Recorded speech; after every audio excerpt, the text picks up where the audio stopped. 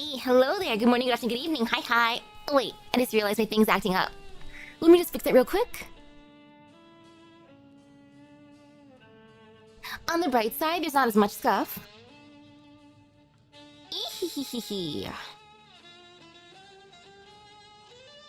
Ooh. Interesting. The next event's gonna drop in about 5 days-ish. Is it a long event, too? Oh, man. I think I'll only be able to do maybe like 1 or 2 multi-pulls. Oh, well. Okay, you think like 3 streams should suffice? That's not bad. Ooh, we have a date for Gouda Gouda, 19th. Oh my, when Agnes Digital drops. Well, let's see which takes up more luck, Agnes Digital or the Gouda Gouda banners. No fear, no pain. Oh man. And I feel like setting this BG for now.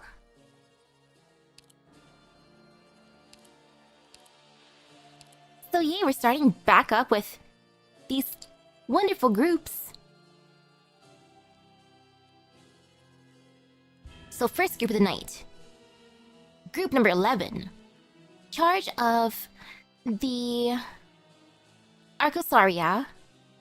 Emergency up ahead. Don't think about it, just run. After the green one came a bundle of gray. Hold on, the girl in the back looks kinda different. Just as much bravado though. Part 1. If you had all that money, what would you do with it? I bet Sumama would lose her mind. She could finally afford to pay her for parts. Me? I'm strong enough already. I don't need cash for anything. I want to buy new clothes. I never thought about it before. There's gotta be something you want to do. At first, I just wanted to be with Gabrielle forever. And now I want to buy pretty clothes and do things that make me happy. But I still want to be together with Gabrielle. I want... Just do what you want to do. Simple as that, isn't it? If there's anything you want to do, then you can just go and do it. So, look me in the eye, don't run. If you can't figure out what you want to do, then join Gabrielle's Trial by Fire. Trial 1. Tail Wrestling. Ooh, tail wrestling. What? Fear me, please. Wow, they're fighting. Gabrielle's so cool. Part 2. Tomimi has wonderful taste in clothes. Phew. You girls ever hear that story for kids? The king who went from the wasteland. I did. I know that one too. Way back when, our tribe was real rich. Right, it mentions that in the end. The path to riches leads to the mountain jungles. Our ancestors had a whole lot of money. We should go treasure hunting. Maybe there's treasure buried underground. Can we actually? If I had money, then I'd... Is this about your horns again? Seriously, your horns are... Don't! Come on, they're super cool. I'm sorry. Wait, what did you say? Come on, they're super cool. Yeah, I think so too. They're so... powerful. Really? Just think of all the enemies you could knock over. And I've got all these little accessories that I'm sure would look great on you. Well, there you go. Something you want to do. If you had a buttload of cash, just buy all that stuff. You'll be as pretty as a princess. You think? A super awesome, mighty, invincible, two-horned, spiral-tailed pretty princess. Oh, what a mouthful. And it's changing my fan speed. Thinking this takes place in 1096, the majority event go forward now in 1101 from here on. So about a 5-year difference, dang.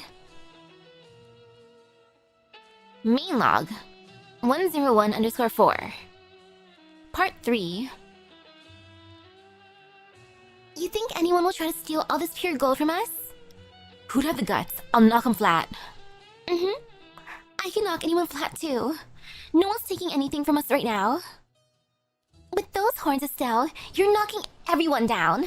But wow, you're acting a little different from before. Really? Really? So how about we head back home together and hunt for the treasure?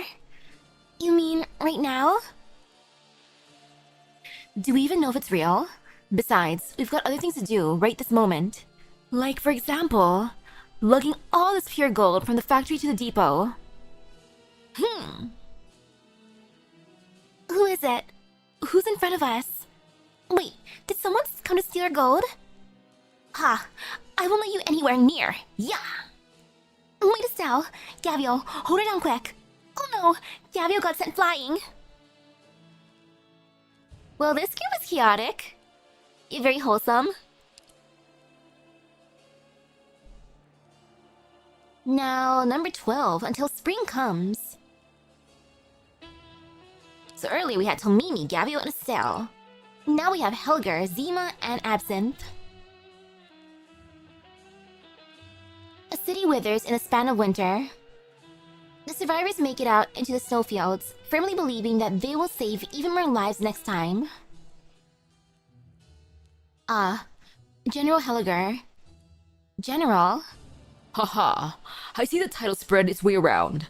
I did once hold the rank of Ursus General, but now I'm nothing more than a warrior following Rhodes Island's orders. Footsteps. Hey, wait. Zima? Where are you going? Sorry, I think she might not want to hear about Ursus, even if it's been a while by now. Is she too from Peter High Middle School? The one you said Reunion's captain demanded be guarded? Yes. Please don't sigh. It is difficult not to, upon being faced with how we as a people have failed those children. Thank goodness you appear to get along well, from what I've seen. There aren't many students your age aboard this landship, and fewer still from Ursus. Do we get along? Well, I guess we're alright. At least, ever since I approached them, I haven't spent so much time wondering whether it was really worth it about a lot of things. I'll go find her and see what's wrong. Part 2. I told you, stop staring at me all the time. You wanted me to protect you like I do with the rest of the USSG, right? I said I would. No, that's not it. Even if you're the famous general, defender of the weak, it's not like I need your protection. Oh, I get it. The general. You were embarrassed to meet a real Ursus general just now, weren't you? No. Don't get me wrong. I sure as hell don't want to seem like some kid playing pretend. Not that I even gave myself this nickname. But it'll come. I'll earn honors. I'll be promoted, decorated, even if it's not in Ursus.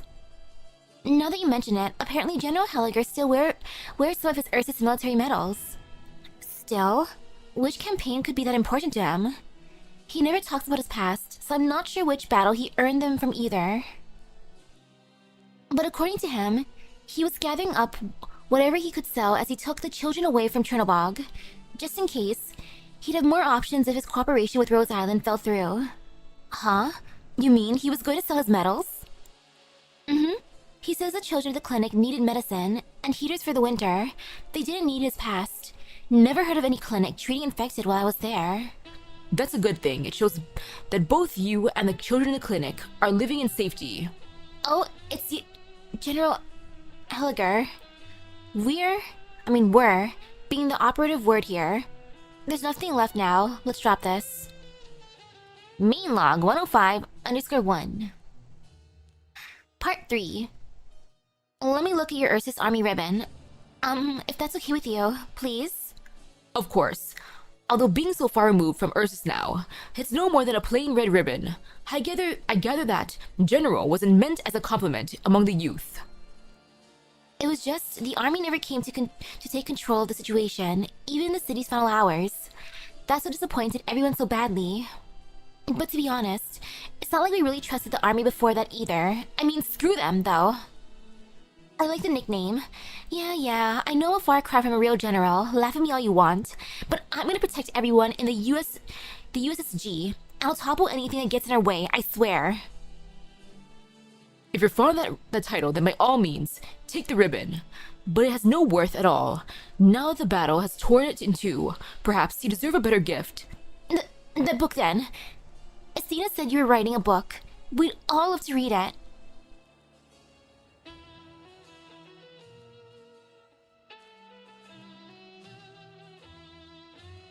Oh, you think that might be his descendant instead of Helger himself?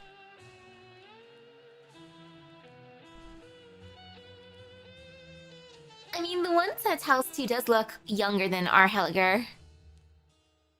Then again, he did just shave, so, Like, either way.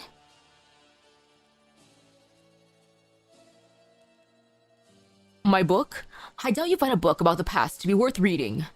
I might have other books that write of things to come. Let me take a look. In the meantime, would you like some candy? I carry some with me. No thanks, I don't like sweets. Me neither. Ha ha. No need to be ashamed of liking sweet things. You're still children after all. Winter in Ursus is a long one, and fiercely cold, but we endure it.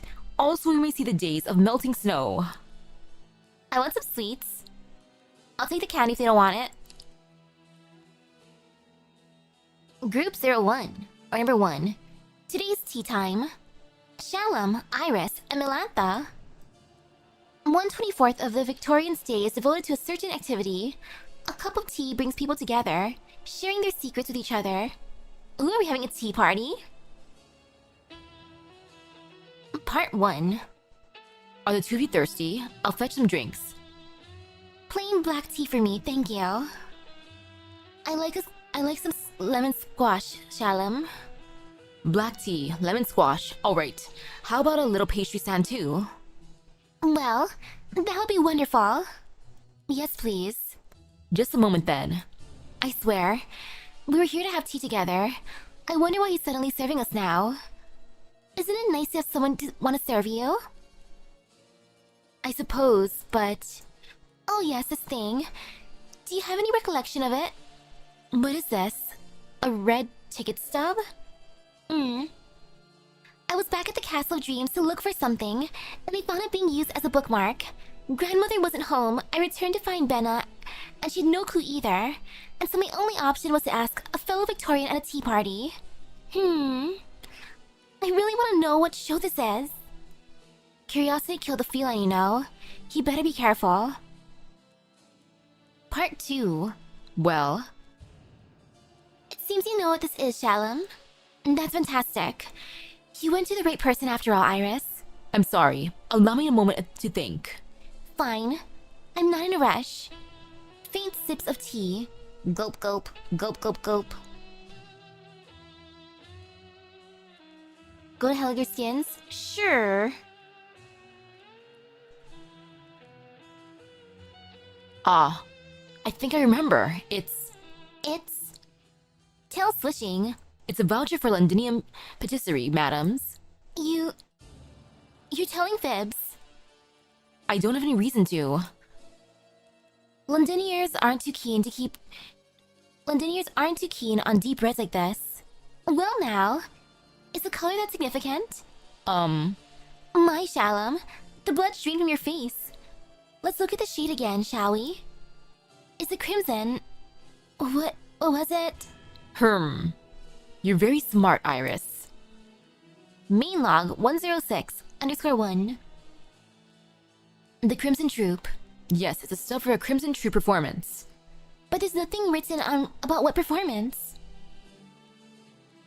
The performers are puppets to the roles. The roles chose the program impromptu, so naturally, nothing needed to be written. Where did you find this stub, Iris? In the library of the Castle of Dreams. I assume it was grandmother or maybe another denizen who left it. The Castle of Dreams. The age-old Victorian fairy tale? Yes, quite. I'm gathering that the Crimson Troop is something similar. If it will satisfy your curiosity, then I can give you a precise answer. It is. But it's not something a child would yearn for. It's a terrifying tragedy that strikes without warning. Shalom, are you okay? I'm sorry. I seem to have overreacted a little. But now that you know the truth, what will you do with this, Iris? I ought to return it to where it was, shouldn't I? It sounds like a very reliable way to settle things. Phew, thank you. Oh my, the tea's gone cold. Could I trouble you to fetch us some fresh cups? Faint chuckle. I would be glad to. And now let me just go out to Helliger. Good thing he's like right there.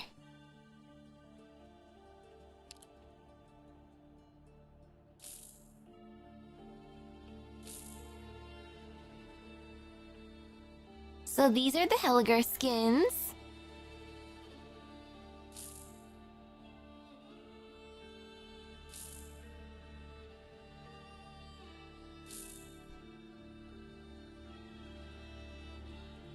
Okay, let me see too then.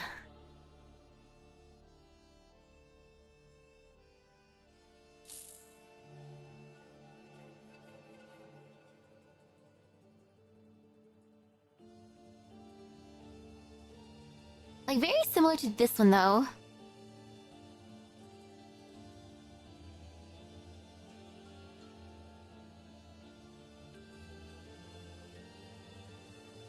But yeah, the feather color is slightly different. Otherwise,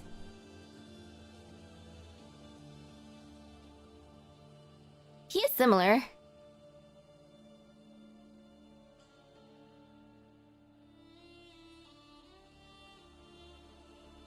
So it could be like a descendant in that case. Though it's cute that he kept a ribbon for his hairstyle.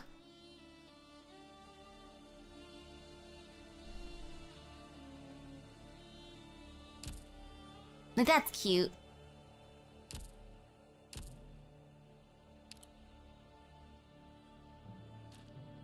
And now back to the area. Crimson Solitaire. Exhibition.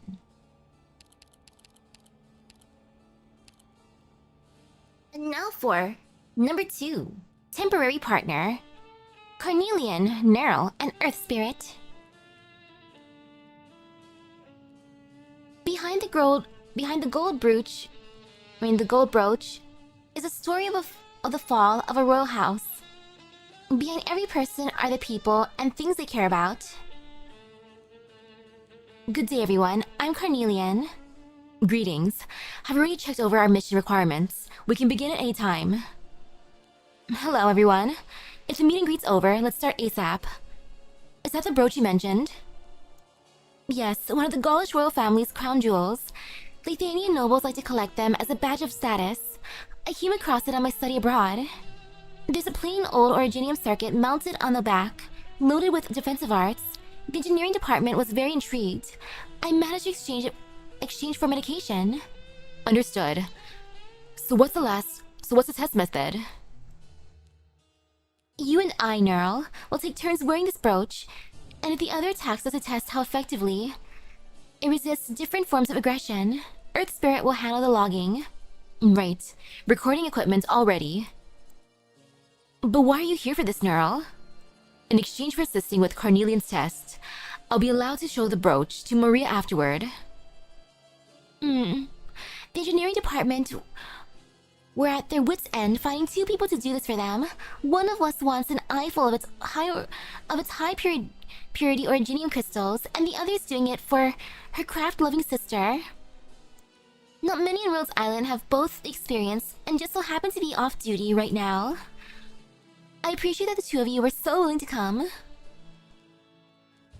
It's no problem, after all. I've gained a chance to give Maria a nice surprise. Let's get started then.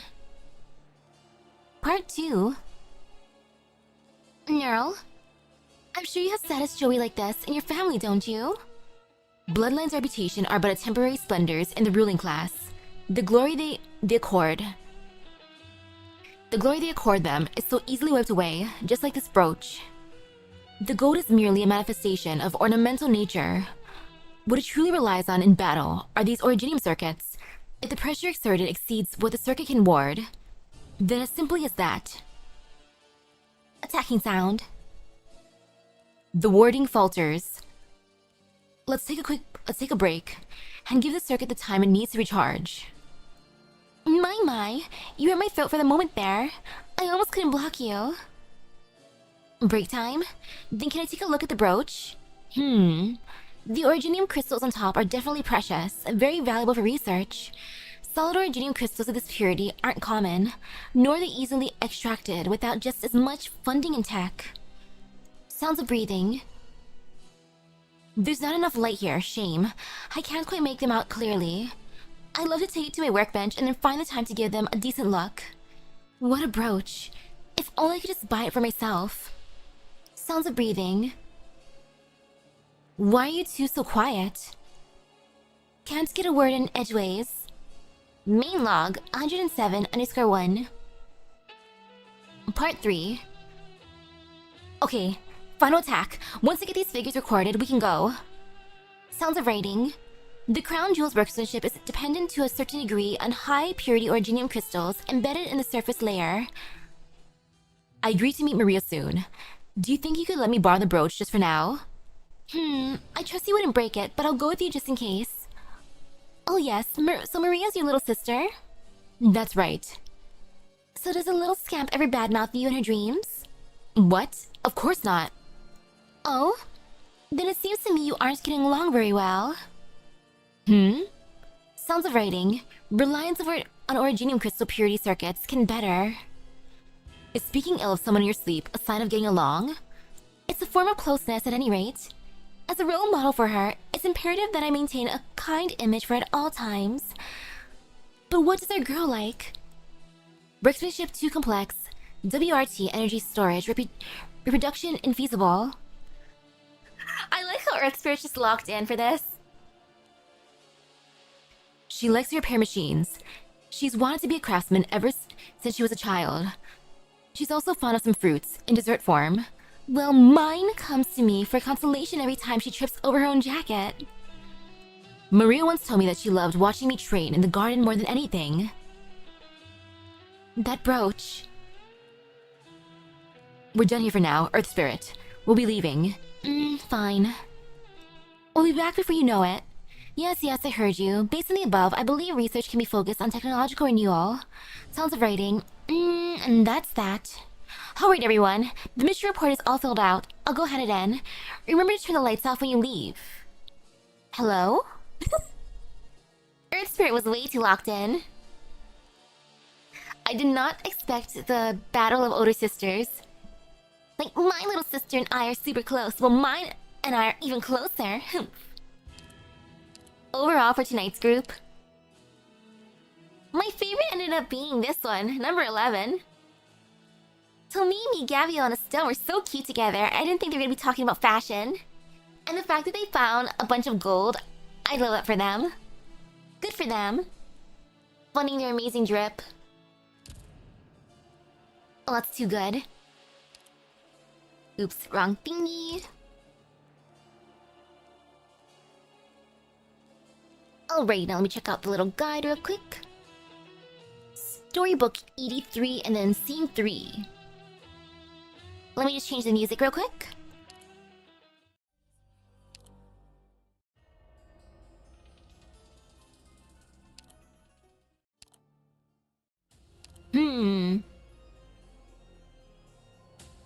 I feel like being dramatic, so this one. Yeah, that one's good.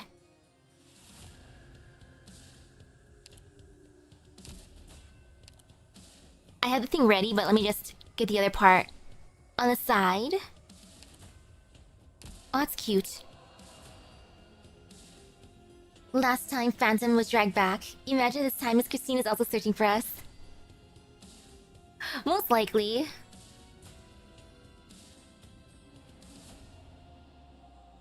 So afterwards, we're gonna be starting the show, so let me just switch scenes now. Don't mind me. Boop. Ta-da! Alrighty.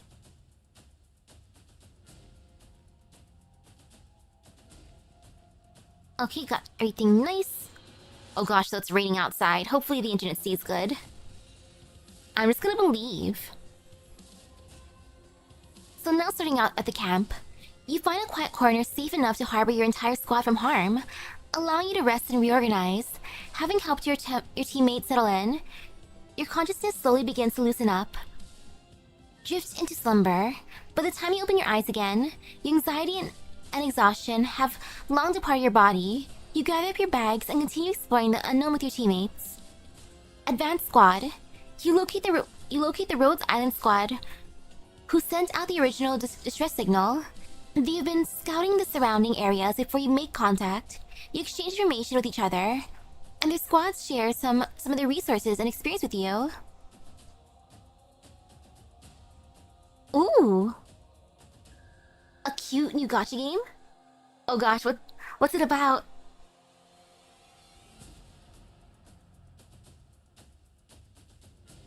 Exchange information. You've learned much from the squad, and it's time to continue exploration.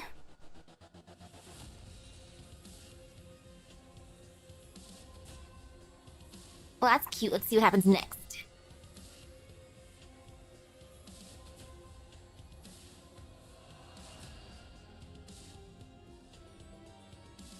Why isn't my scrolly wheel not working anymore? Okay, I gotta manually click now. Dang. Coffin of Evil. You discover a dark room inside the castle. There are no windows in the room, nor are there any light sources. In the center of the room is a massive coffin with many gems and jewels affixed. Just as you're about to inspect the coffin, you hear a voice from inside it. It seems to be asking for your help to open the coffin. Ah, totally not sus at all. We can't stand idly by when someone's asking for help. The coffin was nailed shut. Your only way to free its occupant is to pry it open. An attractive-looking Liberi man climbs out of the coffin. Kindness is always rewarded, and he gives you a gift as thanks. It's the Coffin of Evil, but it's filled with a handsome person, so hello. Like, if evil, why hot? Hallucinatory candlelights. In the center of the castle, you find a chapel enveloped by a cloud of haze. There's a sweet yet strange smell wafting from the chapel. The smell seems to originate from the countless scented candles inside the chapel. You notice what seems to be some treasure sitting on the chapel's lectern. It's just a candle, nothing to be afraid of. The thick smell leaves you lightheaded, but you manage to bear with it and make it outside. You realize that there are many places in the castle where these strange scented candles are lit. And that explains why many of the people here in the castle seem fairly unstable.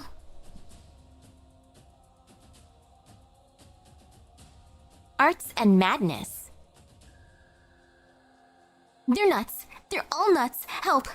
You hear a loud plea for help through the door. At the same time, you notice a sweet, strange aroma wafting in the air. Go in for a look. You open the door and find yourself immediately bombarded by a strong aroma. A large group of well-dressed artists are engaged in a bloodbath inside the house. All of them delirious. There are already many bodies lying dead on the floor. Soon, they'll be attacking you. Join the fray. Encounter an extremely dangerous battle. Disorderly banquet. Art is merely a convenient excuse.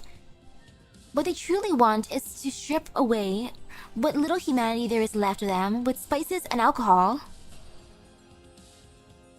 Dang, they're... What a party. Don't disturb them. You barge into the dungeon. The prisoners within are silent, showing no reaction to your sudden entry.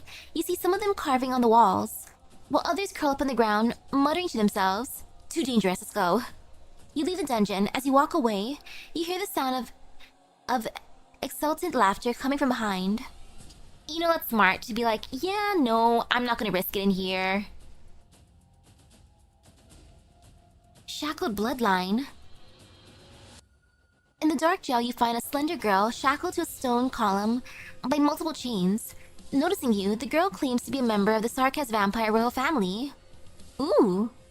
She asks that you give her a little blood to restore her strength and break free from her restraints. Try to help her. I should do this.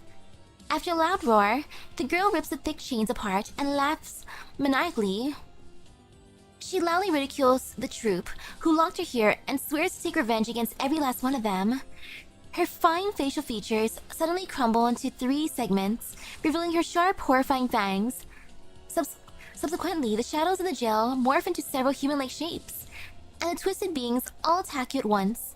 Join the fray. Encounter a dangerous battle. Demonic Cage.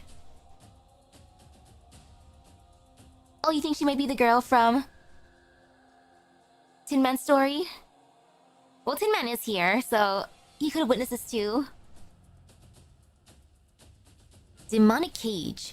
The terrifying pureblood vampire disappears into the shadows of the castle with a maniacal laugh, leaving behind her twisted, shadowy servant. Sleeping Statue. By mistake, you barge into a large empty hall. The hall is packed with all kinds of stone statues, dressed in different outfits. The statues stand in different poses, and their details are eerily lifelike. You notice that all the statues have their eyes closed as though sleeping. Leave in silence. Better let sleeping beasts lie. Let's not disturb the sleeping statues, especially when they have gathered here in such large numbers. You heed the advice you received for and quietly head for the door. Okay, smart, because if these came to life and started attacking, no. Nope, nope, nope. No cursed statues here.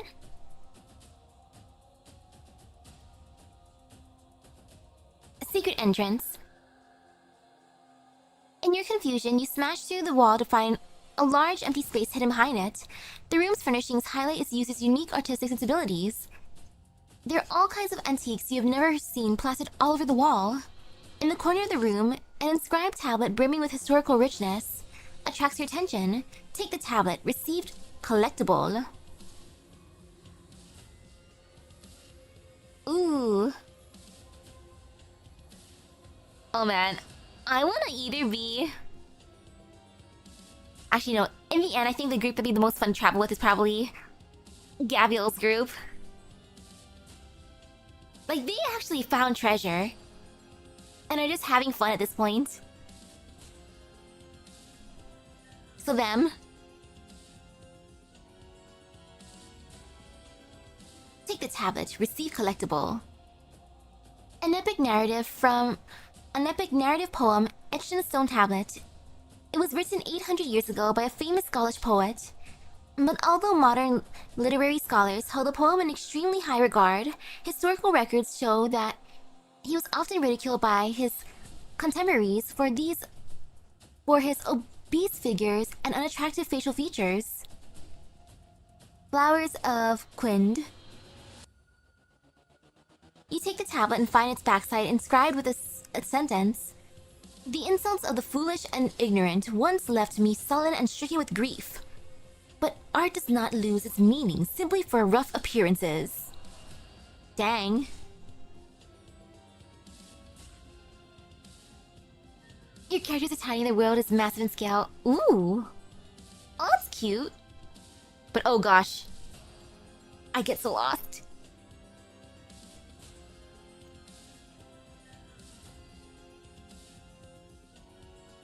If Shalom didn't have to be here, he probably wouldn't have came. Secret chamber. You trip over your exhausted feet and tumble down the castle staircase, only to find a hidden trapdoor. It leads to a bedchamber with exquisite furnishings not seen anywhere else in the castle. The bedchamber is spotless, as though it's clean on a regular basis. You notice there's a delicately carved sculpture in the work desk. Take the sculpture. Receive collectible. Numbness and obscenity. A famous art piece and the final piece created by an insanely Athenian sculptor 200 years ago. The sculptor was known for his extraordinary talent and his participation in multiple cruel homicides. However, historical records show that a few people took notice of his work. He was instead known for his features and beauty. Wow, he was known for being gorgeous. The bottom of the sculpture is inscribed with a few sentences. Once I was obsessed with radical artistic expression, but our small bout is still in search of the lake of beauty. None of this for the fools with poor taste to criticize. If art only was about what is on the surface, then what even is the difference between beauty and ugliness?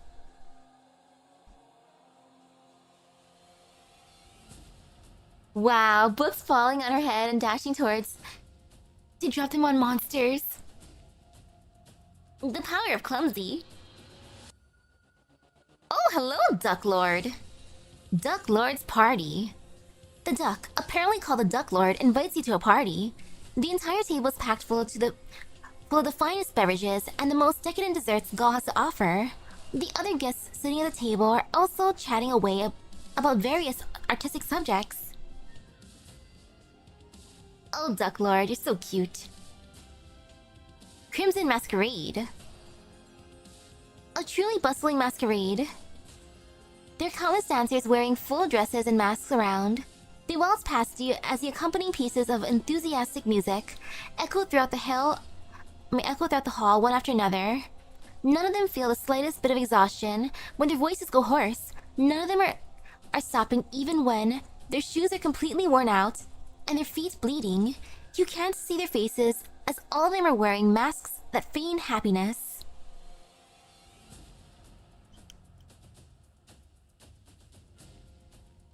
Wear an extravagant outfit.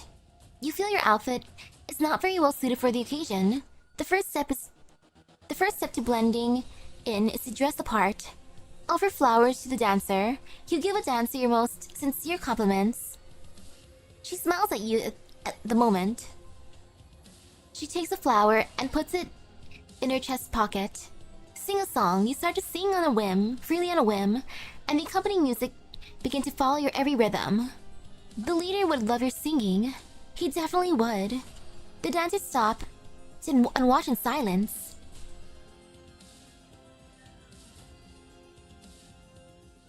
Yeah, I guess it's technically our first encounter with the Duck Lord. Dancing mad. You happen upon a sarcastic lady wearing a mask and red dance shoes. She dances alone in the open space, and noticing you, she reaches her hand out, inviting you to dance with her. Accept the invitation, dance with her. The two of you share a dance and enjoy your time together. Before you part ways, the lady gives you a pair of dance shoes based on the form of dance at which you are most skilled. You take the shoes from her, and just as you're about to thank her, you realize she's nowhere to be seen. You reach into your pockets and notice that something seems to be missing. Oh yeah, free shoes.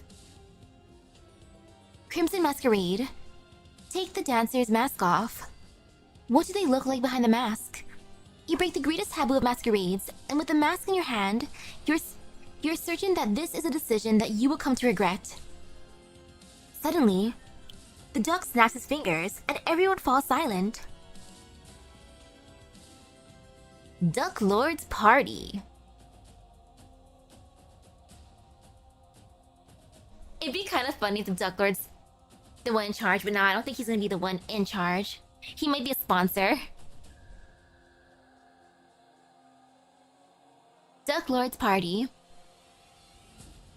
I know why all of you are here, friends, the duck says. I suggest you all go home while you still have the chance. The hell should I listen to you for? Holy duck! Naturally, you aren't about to listen to a duck's quackings, but it seems he has some information. You decide to capture him. Famous Colombian merchant Duck Lord seems to have some information about the castle. Don't let him get away. Elusive and ephemeral, slowly walks past you once he has noticed your attention. He passes through you and your squad. You're about to argue with him. The stalwart Ursus man behind you nods and raises his fist and stops you and your squad from at your track. By the time the Ursus man stops attacking, the Duck Lord is no longer to be seen. The stalwart Ursus nonchalantly leaves without a word.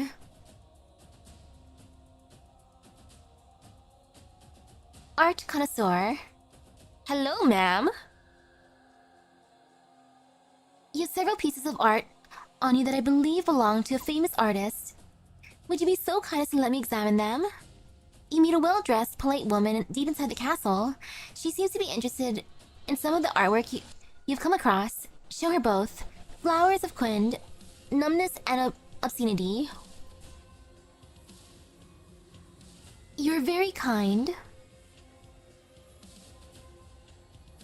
Please accept the book as a token of my appreciation. The art connoisseur gives you an elegantly bound book. Beauty and Ugliness in the Age of Terra. A legendary book published in Victoria 15 years ago. The book describes the author's appreciation of aesthetics in simple terms, and it contains a comprehensive record of literary, artistic, and musical knowledge and history. The book covers both the past and present, as is an easy read, with many honoring it as the great art encyclopedia of our generation.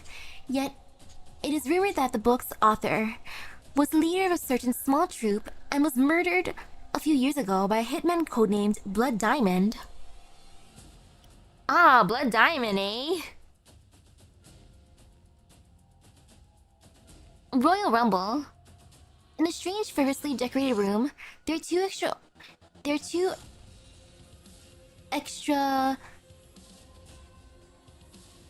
extravagantly dressed liberi, both with crowns on their head, locked in a fiery standoff. They claim to be the 6th and 8th Emperor of Gaul, and they're debating the achievements and the missteps of Corsica I, the last Emperor of Gaul. The debate is getting out of hand, and things are about to come to blows. Sing the praises of Corsica I. You sing the praises of Corsica I, claiming that he was among Gaul's greatest emperors, and although the country fell under his rule, no one is perfect. Both emperors agree that you have a point and reward you with a large amount of treasures. Afterwards, the two disappear into the mist. Wow. That's nice of them. Be like, okay, fine, I guess he was a decent ruler after all. Like, sheesh.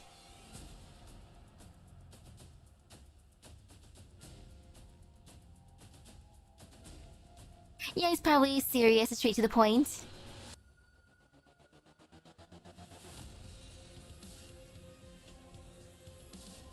At least in business mode.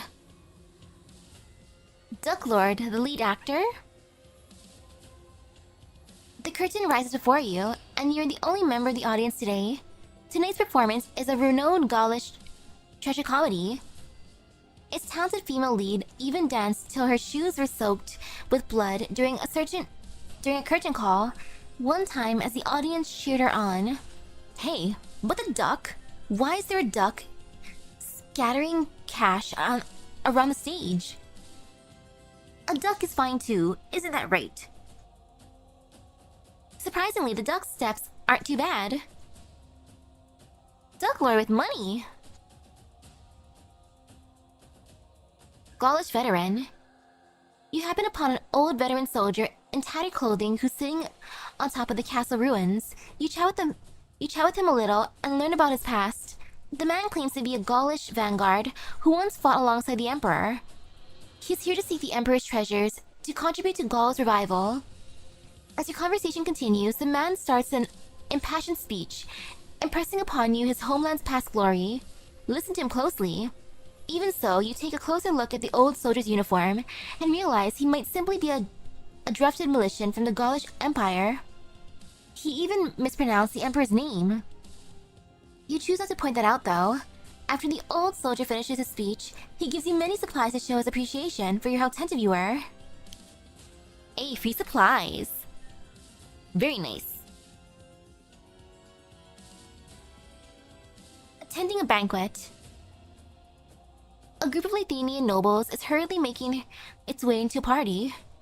One of them tells you that the organizer of the party is a spirecaster obsessed with the performing arts. Ah, wonderful, spirecaster, huh? Favoring grand functions and extravagance, the man has very high standards for all of his guests.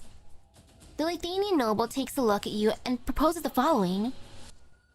After a brief moment of pondering, if you will attend the party, he's willing to transfer the invitation to you and provide an outfit as proper as his for free.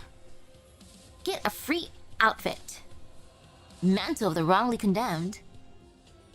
The crazed caster of the tower organized a special banquet. All the guests were present at the reception hall, out of courtesy, became witnesses when the curtain rose. The Lithuanian noble breathes a sigh of relief. He tells you that the party's organizer once studied certain forbidden arts and has been putting on crazier and crazier events over the past few years. He is thankful that you're willing to attend in his stead.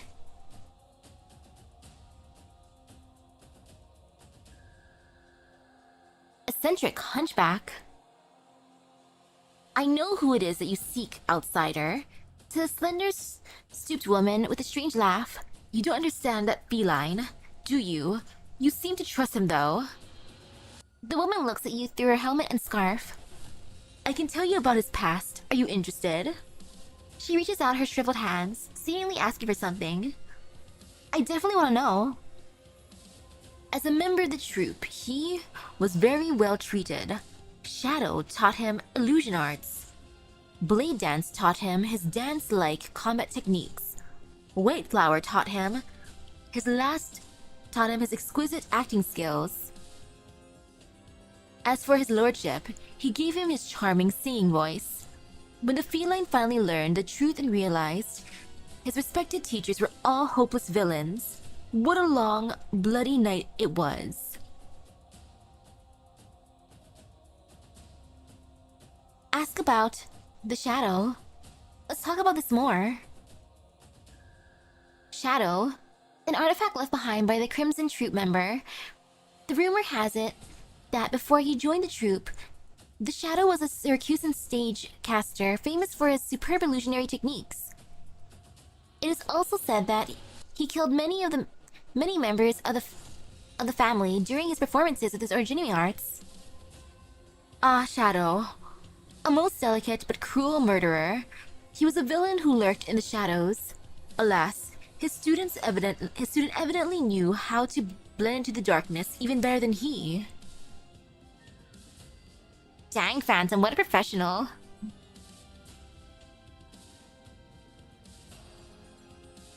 Ask about the Blade Dance. Blade Dance. An artifact left behind by the Crimson Troop member, Blade Dance was a quiet Sargon dancer as well as a warrior of spectacular martial prowess, and her loyalty to the troupe is unparalleled. Even among the members of the troupe, there are few who know of her dark past. Ah, the beautiful dancer, sharp as a blade and cold as a blizzard. Too bad, then, that the young feline was swifter. I thought they were on very good terms. How regrettable. Ask about White Flower. White Flower, an artifact left behind by the Crimson Troop member. The stage name White Solanum belonged to a famous Lithuanian opera actress. Supposedly, the actress, revered as the White Flower that stands atop the high tower, had complex relationships with many of the tower's nobles, and she even tried to spark a few scuffs among them. Oh, White Flower, ha ha ha.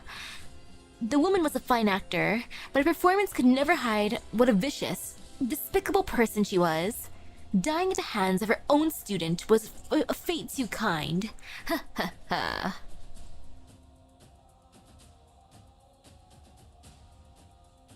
Ask about his lordship. How could I be so brave as to ask about him? What a reckless lunatic. For your fearlessness, I will give you your money back. But I don't want to die yet. I can't tell you anything. Alright. Hopefully it's not too late. A gathering of the followers. A heated conversation can be heard from inside the room. You listen carefully and make out bits and pieces through the thick Lithuanian accent. He killed everyone at the party? Just for that play of his? Didn't I say from the start that we should never have let Orentz know about our plans? He's been out of his mind ever since he ran into that Crimson Troop. Don't say that, Andreas. At least, he's actually done some research on arts. Besides, I think those artists aren't so bad. Ha. Looks like you're pretty far gone yourself. Swing the doors and walk in. Abrupt realization, the Witch King's followers have given everything for the arts. Their flesh, their blood, their beliefs, and their souls. Said an actor, the playwright never approved of his inauguration of these shows. No matter though, the master of ceremonies is not discouraged. He has as many understudies at his disposal. There's no one inside the room, only a broken staff lying on the ground. It seems the argument you just heard was merely your imagination. A host of the grand drama in mind is completely taken up by its dazzling arts. The moment it is abandoned, the Witch King, its curse, was deeply etched into the betrayer's spirit. Even so, who cares? The way it ends like that, who cares? Troupe mouthpiece. The host raises the curtain. He bows to the audience alongside his actors as all kinds of tragedies and comedies begin to unfold. He is the one who sets the stage, and he is the one who brings the show to an end. Be sure to offer him flowers when the show is over. You have completely ruined the host's grand performance, and he wants nothing more than to end you right here and now. With all that you have been through on this journey, you feel same toward him. The feeling is mutual, sir. And now switch over real quick. Boop. Yeah, that must be the being Miss Christine saw. Look at how fancy he is and hello, hello. Like, dang.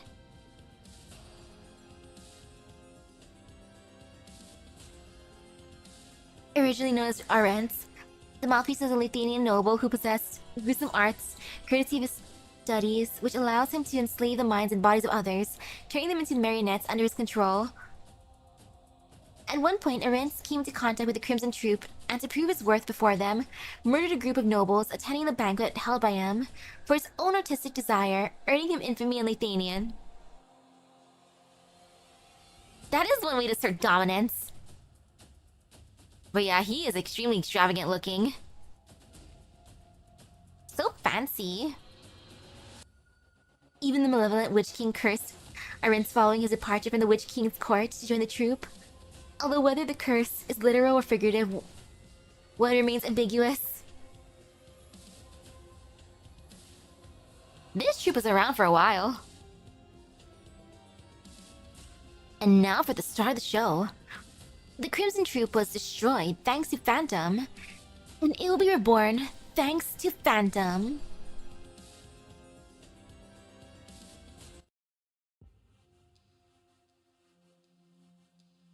The troop mouthpiece collapses on the stage. The strings in his hand scatter all over the ground, tangling together like a spiderweb. Once he used ceased to control the mechanisms of the castle and his evil puppets, but now, with the fall of his former troop member, everything has at last come to an end. Phantom lets out a sigh of relief. Half of his life has been under the troop's control, and he's finally broken free of their hold once more. The curtain has fallen on the charade. It is time to return to a peaceful life. Phantom thinks to himself so, yet the lights turn on and the curtains are drawn open. The stage is waiting for something still. Unable to help himself, he takes the mouthpiece's chair and places it in the center of the stage. He sits down and thinks to himself in silence. Sing, sing. A low voice echoes in his head. It is for your own good. A note comes out of Phantom's mouth, one after another. Next comes the words, an aria. The stage is silent no longer. The lead is singing at the top of his voice. Hearing the gently flowing melody, a few almost inaudible voices can be faintly heard in the shadows. They're all singing in unison. The host climbs up from the floor and casts aside the strings in his hands. He walks onto the stage to his position. The actors are on place. I must fulfill my responsibilities too. Shalon can hear his voice. Once he finds Phantom, the mission will come to an end.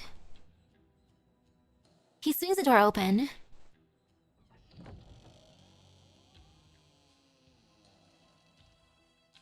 Ah, our first guest. This... How could you? Now two souls who have gone astray has returned to the troop's embrace. How marvelous! Well then, I hereby announce... The show has begun. Before Shalom's eyes, the nightmares of his past have all taken the stage. The carriage driver raises his whip. The host stands unyieldingly firm. The prop master adjusts his props. The lighting technician gives out instructions. The head chef sharpens his knife. The butler stands in silence. The playwright scribbles away. The shadow drifts unsteadily. The blade dance shines under the cold light. The white flower grins ear to ear. As for the troop's leader himself, he gazes straight at Shalom. All the troop's members are hiding in the stage's shadows, their eyes glittering with a red color. The only man who is directly illuminated by the spotlight is Lucien. The blood diamond. He clears his throat. He prepares to sing.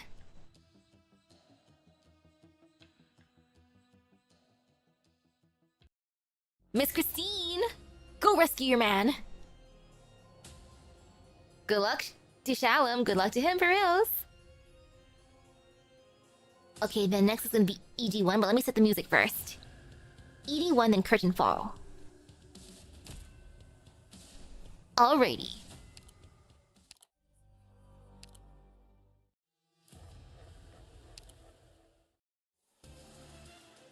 Let's have some literature. Oh! Overfield works as like an MMO. Oh gosh, does that mean there's different servers?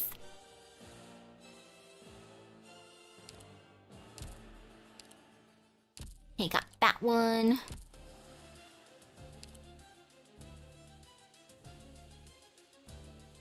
And now to get the other part ready.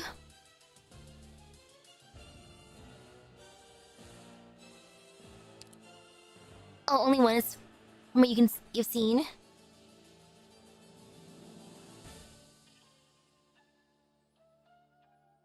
And now let me switch screens. Boop. Okay, if the game just starts by yourself. And oh, look at him. Look at little Phantom. Calamity of the Crimson Troop, codenamed Phantom, once the rising star of the troop, the unfinished masterpiece of the troop's leader. Even after his fallout with the troop and subsequent descent into insanity, he still keeps the name Blood Diamond. Rescue him. Can do, Miss Christine. We will rescue him. We'll rescue your boy. And now, boop.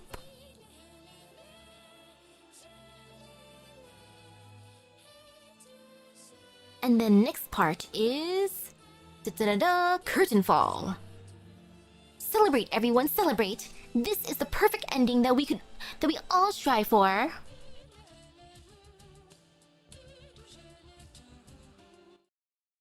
And so, the story has reached its conclusion. The lights turn off, the actors leave the stage, and the red curtains are slowly drawn. The crowd has dissipated, and everything has once again returned to silence. Phantom has regained himself, and yet remembers everything that he has done. He understands that, as a lead actor, he is merely the troupe's bait. One after another, he lured many earnest, upright men to this trap, from which they can never escape. A perilous journey where words are necessary. Now he is rescued, but what about before? How many men have lost their way in this towering labyrinth? Has he ever pushed his companions off the stage when they offered him a helping hand? He dares not to imagine. He feels nothing but shame. It's time you headed home, Lucien. You gave Rhodes Island quite a bit of trouble this time. You do want to think ahead of time what to tell the doctor. Reciting an apology to the doctor would only add to my guilt. I will repay Rhodes Island with my actions.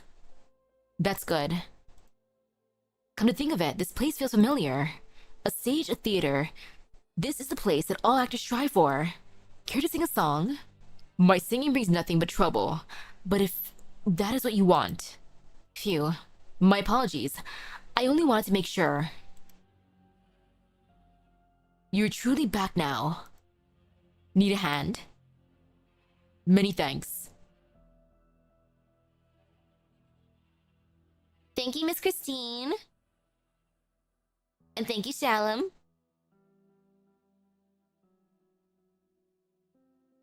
Miss Christine looks so proud in the background. She's like, there my boys go. Good job.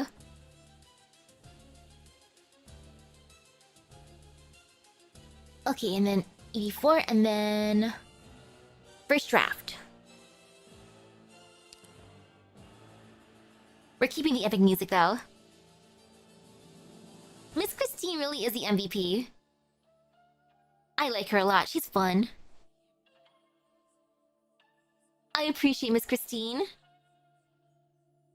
And okay, let me switch scenes now. Boop. Do-do-do. You don't mind me just setting up my stuff. And there. Doctor's POV. I love how it's a boiling water kettle. Like, ah yes, for instant noodles.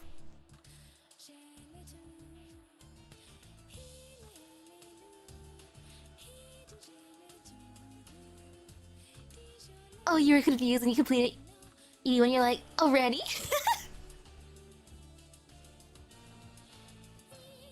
Camp. You find a quiet corner safe enough to harbor your entire squad from harm, allowing you to rest and reorganize. Having helped your teammates settle in, your consciousness slowly begins to loosen up. Drifting to slumber, by the time you open your eyes again, your anxiety and exhaustion have long departed your body. You gather up your bags and continue exploring the unknown with your teammates. Secret entrance. In your confusion, you smash through a wall to find a large empty space hidden behind it. The room's furnishings highlight its users' unique artistic sensibilities. There are all kinds of antiques that you've never seen plastered all over the wall. In the center of the room, an inscribed tablet brimming with historical richness attracts your attention. The room's secret wall was well designed. Its structure appears to be a peculiar combination of both originium arts and mechanical designs. Secret chamber. You trip over your exhausted feet and tumble down the castle staircase. Oh no! Only to find a hidden trapdoor. It leads to a bedchamber with exquisite furnishings not seen anywhere else in the castle. The bedchamber is spotless, as though it is cleaned on a regular basis. You notice there is a delicately carved sculpture on the work desk. Try to get some rest. How does such an old castle have such an intricate hidden mechanism? Who is the master of this castle? Whatever the answer is, this room makes for a safe place for some rest. At the very least, let's get some rest here. I like how we just decide, you know what? It's nap time. And hello, hello. Don't disturb them. You barge into a dungeon. The prisoners within are silent, showing no reaction to your sudden entry. You see some of them carving on the walls, while others curl up on the ground, muttering to themselves. Get closer and eavesdrop. Maybe we can hear something useful. Why do you disturb me? Why do you not let me finish my story? One of the prisoners suddenly stands up and rams the cell door. Alas, the pen touches page, but all that is produced is hogwash. The kind puppet. A worn-out wooden puppet sits next to the wall, its limbs almost falling apart. Its hazy facial features seem to ring a bell, but you cannot say for certain who it is, given how worn out it is. You come close to the puppet and find that there seems to be something hidden inside its chest. Open up your heart. You pry open its chest and find a fire red heart. You obtain a beautiful gem, the heart of the puppet. Duck Lord's Improv. You come across a duck who calls himself the Duck Lord once again. He is harshly mocking a puppet, which he claims to be an improvised performance. The program's title is How how investors mock investees. Wow. You take a closer look and notice that a picture of the famous rapper emperor is nailed to the puppet. Even more wow. As long as you're happy, better let sleeping beasts lie. This might just be how the rich live, though you are nonetheless curious about this duck's relation to Emperor. Duck Lord, you're so salty! About that Ursus man. In the corner of a rundown storeroom lies a large amount of Ursus military uniforms and weapons. You notice a familiar figure. The stalwart Ursus man, who usually follows the Duck Lord around, is crouched on the ground with a melancholic look. Every now and then, he takes a peek at the photograph in his hand. You steal a glance and realize it's a photograph of the Ursus man in uniform and a hippogriff general. Let's not disturb him. He needs some personal space. Everyone goes through ups and downs, and everyone has moments they find difficult to look back on. Yeah, it looks like young Helga right there. I guess they were squad mates?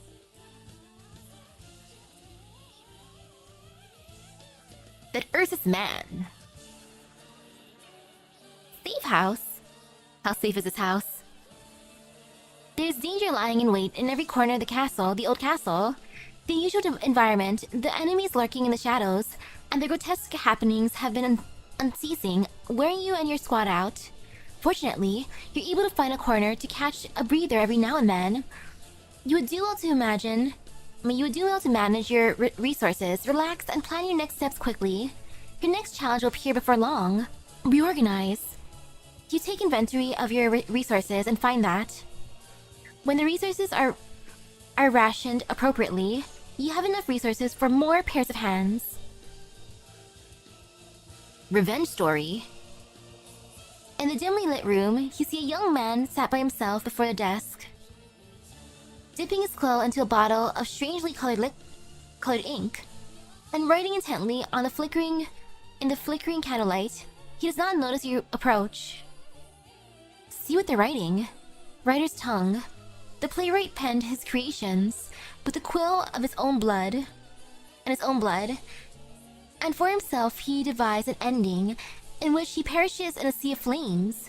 You approach the young man, his quill suddenly begins to burn, and he disappears in the rising flames and smoke. You find yourself surrounded by a bunch of lunatics. I want to know your motivation. What would you do under these circumstances?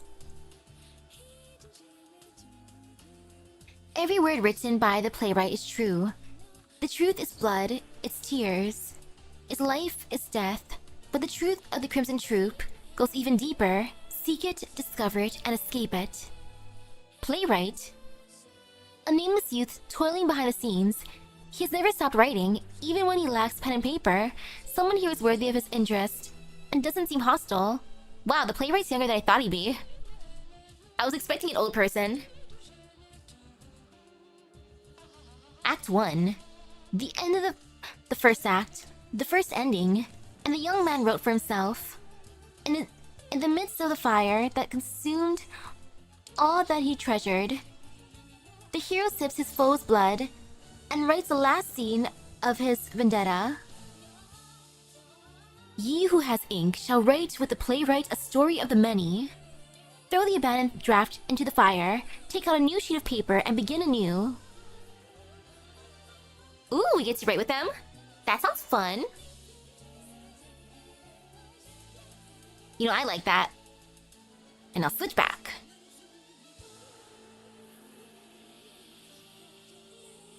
The enigmatic playwright is the Crimson Troop's principal scriptwriter, as its title suggests, and responsible for devising many of the troop's dastard plays. He's seemingly able to bend reality to his whim. Anything that the playwright writes will happen exactly as what he wrote, though this uncanny trait is unreliable at times. This is likely done by him penning his own works in his own blood.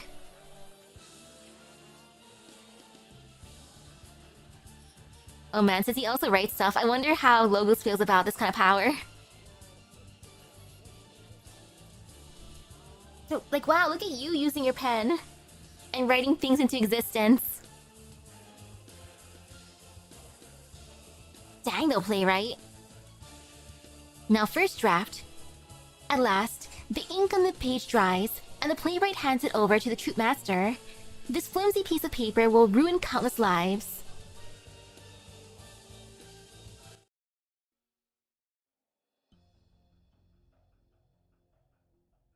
A good script needs the tempering of time. The stage is written, the scene is woven. The protagonist hears the troop's call and takes the stage. Behind him, there is always Rhodes Island, the harbingers of justice. The protagonist fled the troop, but returned at its call. The coward fled the troop, but now comes back to face us, just to save a stranger, a comrade, a friend. His courage has been proven, and the story draws to a close. The protagonist and the coward have returned to their homes, their home in Rhodes Island, and the troop gains nothing. When the host abandons his duty and picks up the puppet strings, he is doomed to fall, like all the mundane villains in the stories, to be shamed and laughed at. I must say that I consider such an ending a personal insult, which is why I've made a few revisions. The pen has become an obstacle, imposing the creator's suffering and anger onto the protagonist. The price for his growth is his rebellion against the creator. That and the intervention of Rhodes Island have changed my plans for the characters and their destinies. Therefore, I am not in position to write the story's ending. Failed stories are burned, and everything begins anew, again from scratch. There will inevitably be unexpected twists and turns in the creative process. Say, a foreshadowed threat, which the character is unable to pick up. A protagonist fallen before his time. Characters that should not be there, events that should not have occurred. Obstacles that were not accounted for. Decisions that should not have been made. This is the most challenging script I've taken up in recent years.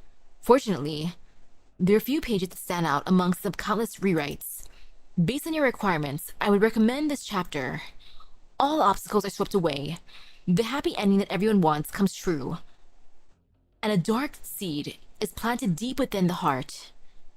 When it sprouts and blooms, all things bright and beautiful will turn into the tragedy we hoped for. The protagonist does not know that his destiny is already determined. While we wait in the shadows, anticipating the ecstasy of the finale. What do you think?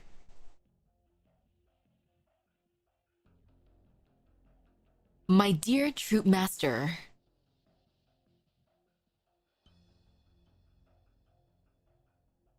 Funny how they're the Crimson Troop even though they have a lot of blue.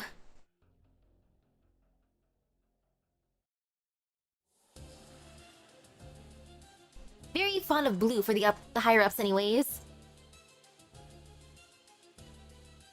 But ooh, I wanna see more of the playwright. Like, hello, playwriter. Also the one in charge. The man. I'm hoping that for the next event, then in that case, we also get to see more of the Duck Lord. Duck Lord, please. It's so funny how he has beef with Emperor. Like, oh, our beast lords. Gosh darn it. So salty, so very salty, but funny. And yeah, it seems like it's a setup for something bigger.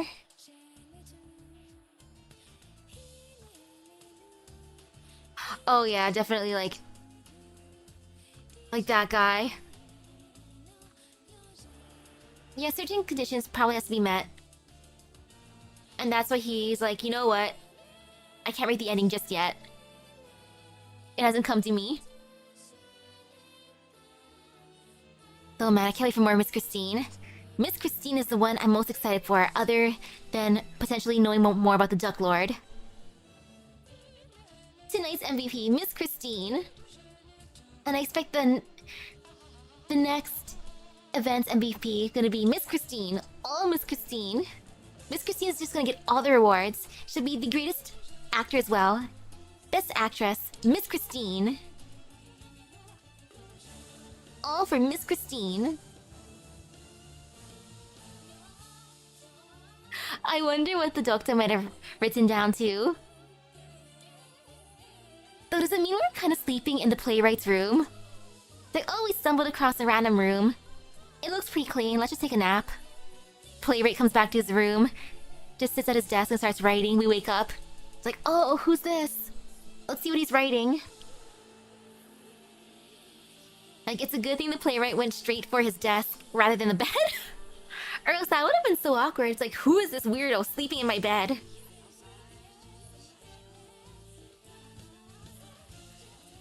Yes, Shaman and Phantom fighting for their life. Well, Doctor. Ooh, I like the story. And then the others just having fun too. I'm happiest most for Gabrielle's group. Like, Tomimi, you chose the best outfit to get with your earnings. I appreciate it. She's adorable. Oh man, that was super exciting. Miss Christine, please.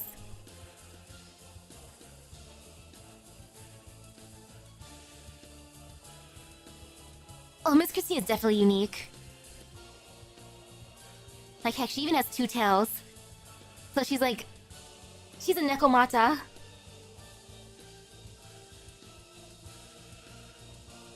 Yeah, I believe she'd be a Beast Lord. Because I don't know, do most cats... I don't feel like most cats in the Arknights world would have two tails like she does.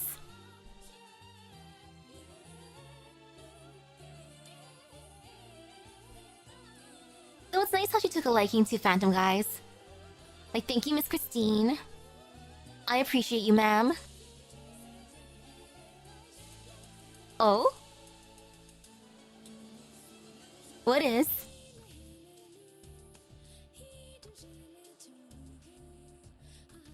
By the way, I decided what my next Arknights song cover would be. I liked Lemwin's song, Sanctuary Inside. So that's gonna be fun once it's finished. Ooh, Miss Christine will be playable operator in the next event. Perfect! She's going to be the MVP. 200% trust with Miss Christine. All for you, Miss Christine. Whatever EXP materials I have left, only for Miss Christine. Like, even if I summon someone else, nah. Miss Christine. She gets everything. She deserves everything. Miss Christine is the greatest of all time. We love Miss Christine here. We're just gonna be cheering her on, which is adorable. Oh, that's exciting, so... woohoo! I can't wait for the next event.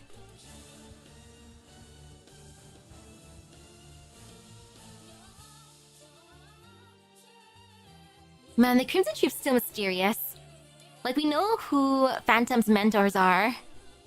But I want to see the one in charge already. And gosh darn it, Duck Lord. He's probably an investor here too, since he was making his play about investors and investees.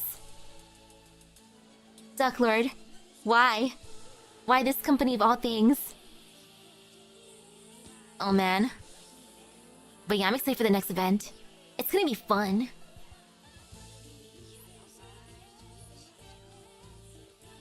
And ooh, since it's early tonight, that means I get to eat some snacks. I have some Dubai chocolate. It was brought over from Dubai, from my bro's friend. So I'm excited to eat that. Assuming it's not all melted in my room, because I kept it in my room. I could have put it in the fridge, but no. We'll see how it is. Hopefully it's fine. Like, it's not like my room is extreme... Okay, it's hot, but not like deathly hot. I see as I'm sweating. But I guess I'll find out soon. It'll be fine.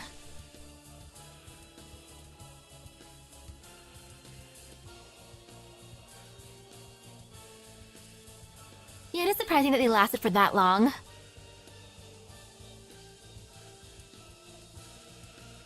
And heck, they probably lasted before the Witch King's time too. Like, I'm most surprised at the Witch King that the Duck Lord's involved. Like, gosh darn it, Duck Lord, why are you only in these integrated strategies right now? I want to meet you officially inside of an event. Like, that's what I'm excited for. And surprised about. Like, oh, Duck Lord, Duck Lord, Duck Lord, Duck Lord.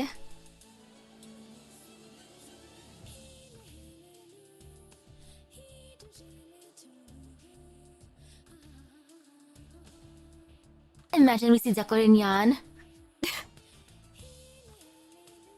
If he shows up in the next Integrated Strategies too, he is just the ultimate tease. Darn you, Duck Lord. Like, oh man. Let's shoot for this random rain. Like, it's comfy, kind of, sort of, but eh. You know, I think I should also make some jello. That seems like a good treat. So I'm gonna do that. I'm gonna go out of my room and make some jello now. So with that being said, thank you everyone for stopping by the stream. I hope everyone has a great rest of their epic gacha luck. It was fun going through the Crimson Troop. So I'll see you guys later. I'm gonna make some red jello. So bye bye. Woohoo! Success. All ready for the next event. I gotta gather some resources for Miss Christine though. I want to be able to raise her. Like, sorry to Apple Pie. Sorry, Apple Pie, but I am going to start gathering for Miss Christine now. Like, Apple Pie would understand, right?